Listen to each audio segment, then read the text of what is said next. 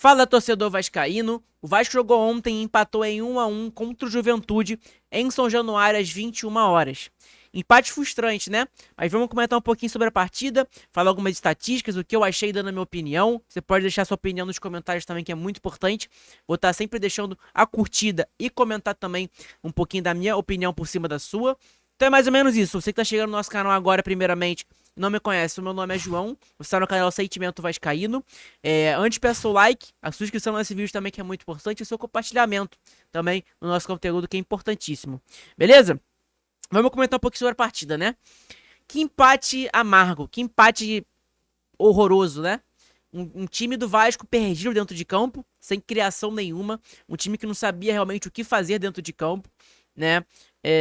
Uma partida que a gente não esperava. Eu fiz uma live pré-jogo no nosso canal com o nosso amigo Leco. O meu palpite para a partida foi 2-0, do nosso amigo Leco foi 3-0. A gente tava numa expectativa boa para a partida, né?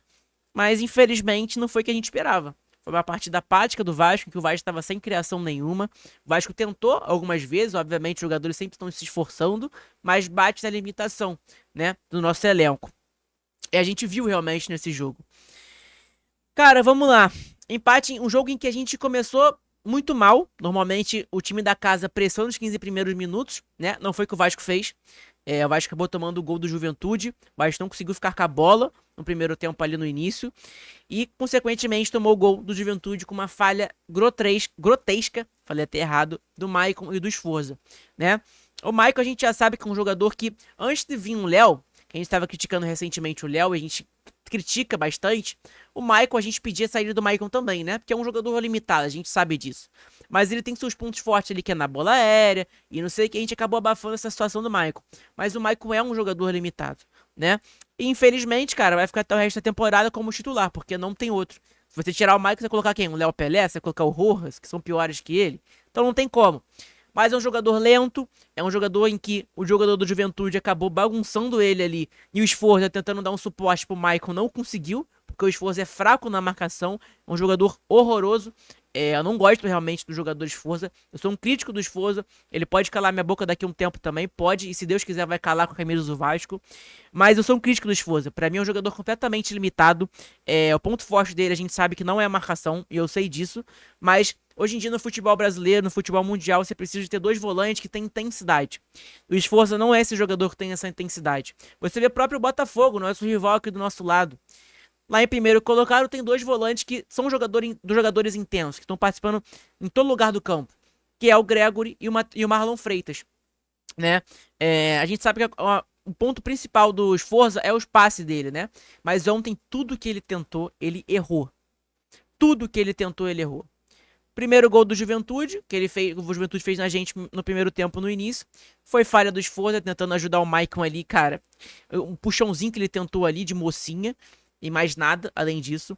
O Maicon, jogador lento. O jogador do Juventude colocou o Maicon pra correr. A gente viu que o Maicon é um jogador lento. A gente sabe disso também. E que o Maicon é muito ruim com a bola no pé. E, cara, consequentemente no jogo, o Juventude acabou dando um erro ali. E aí o Payet fez o gol 1-1. A gente esperou assim, porra, o Payet fez o gol, o Vasco vai voltar agora, vai pressionar o Juventude o tempo inteiro. E não foi o que aconteceu. A gente teve alguns chutes ali, com o Gumora teve algumas oportunidades. Um chute que o Gumora chutou, bateu no cara do Juventude e depois subiu um pouquinho. Algumas oportunidades a gente teve no jogo, né? Teve uma cabeçada do Verratti também no cantinho, sozinho, mas, cara, nada além disso também, né? E não foi aquele jogo que a gente esperava, o Vasco dominando, impondo o seu jogo, jogando bem, nada disso. Foi um time apático do Vasco. Segundo tempo, primeiro tempo, um primeiro tempo muito bom, corrido, para ambos os lados, né? Não digo muito bom pro Vasco, mas muito bom pro jogo, para quem tava assistindo, o primeiro tempo muito corrido, tanto do Juventude, tanto do Vasco. Já o segundo foi, cara, que segundo tempo feio, né? Que segundo tempo feio de Vasco contra a Juventude. Cara, empate amargo, cara. Empate amargo dentro de casa. Eu falei na minha live pré-jogo que era obrigação do Vasco ganhar esse jogo. E pra mim continua sendo obrigação, né? Era obrigação. Meu pensamento ainda continua esse pensamento. Porque a gente tá jogando em casa, Caldeirão lotado, torcida esgotou os ingressos em somente 3 horas. Um jogo 9 horas da noite, dentro de um sábado. Você torcedor vascaíno que vai pro São Januário sabe como que é o trânsito na volta. Você vai chegar em casa 1 hora da manhã, 2 horas da manhã, dependendo do trânsito, dependendo de onde você mora também, né? Então o que a gente precisava, cara, era voltar pra casa feliz com uma vitória, jogando contra um time que é inferior ao nosso. Nosso time não é, pô, um time muito bom e não sei o que, não é isso, mas o time do Vasco é muito melhor do que o do Juventude.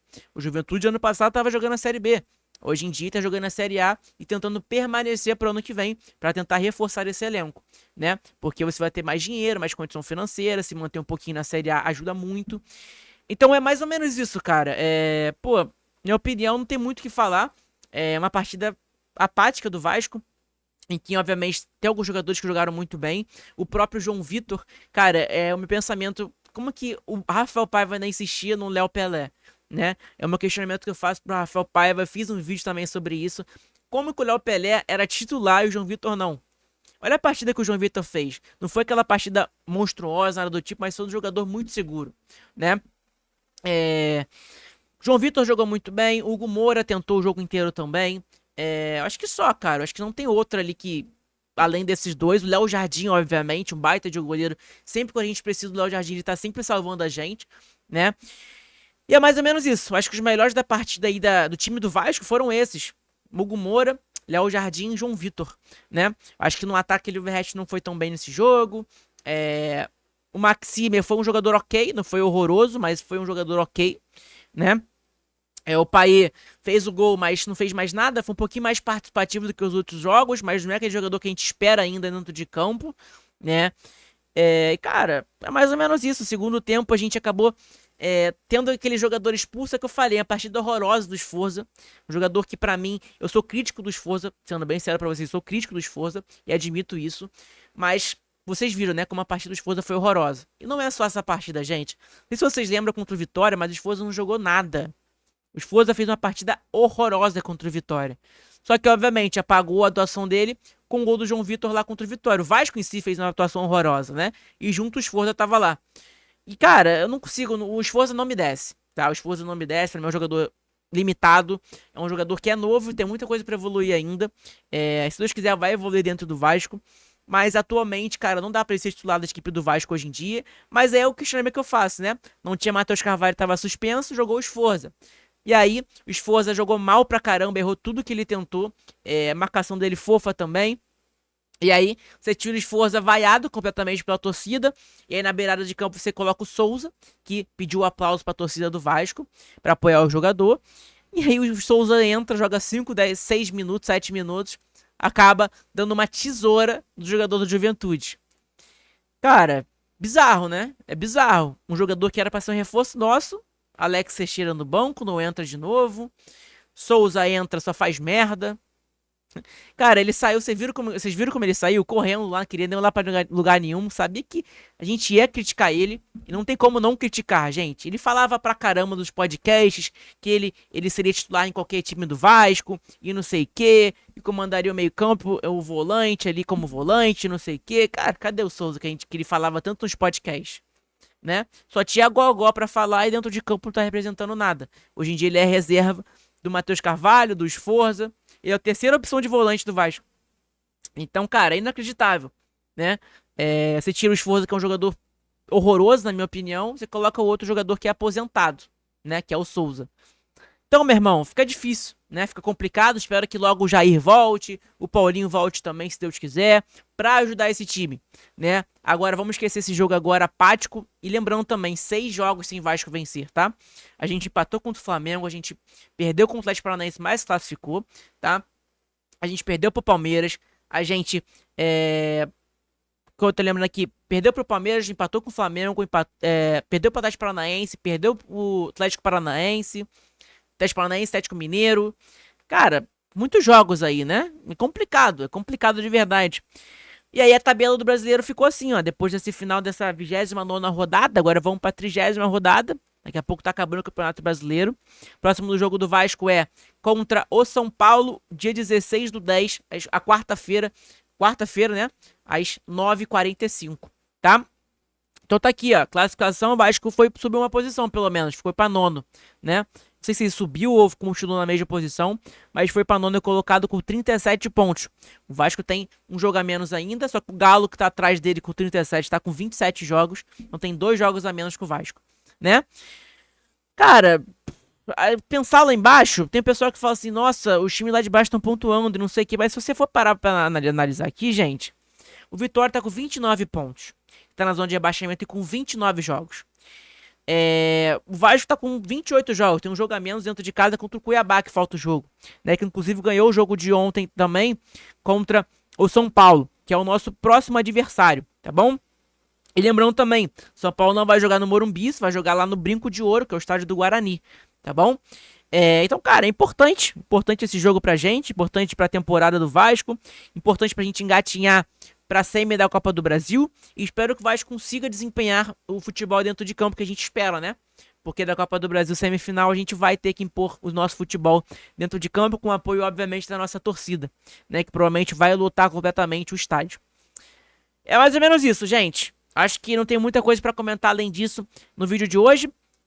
Pessoal que pensa lá embaixo, cara, vamos parar de pensar lá embaixo. 29 pontos de vitória, tá? A gente tá com 37. Então tem 8 pontos de diferença. Entendeu? Lembrando que o Vasco tem um jogo a menos também. Então, pô, tem muito. A gente tá muito longezinho ainda da zona de abaixamento. Mas preocupa, né? Essa atuação do Vasco aí preocupa pra semifinal da Copa do Brasil. Tá, então, gente, é mais ou menos isso. Peça seu like, a sua inscrição no nosso vídeo, que é muito importante, ajuda demais no nosso conteúdo. E é mais ou menos isso, gente. Um abraço. Fiquem com Deus, que Deus ilumine vocês nesse dia de hoje. Hoje é dia de votação também, então vote. Vote na pessoa que você goste, que você que quer como prefeito ou vereador, e seja o que for, tá? Então é mais ou menos isso. Beijão no coração de todos, saudações vascaínas.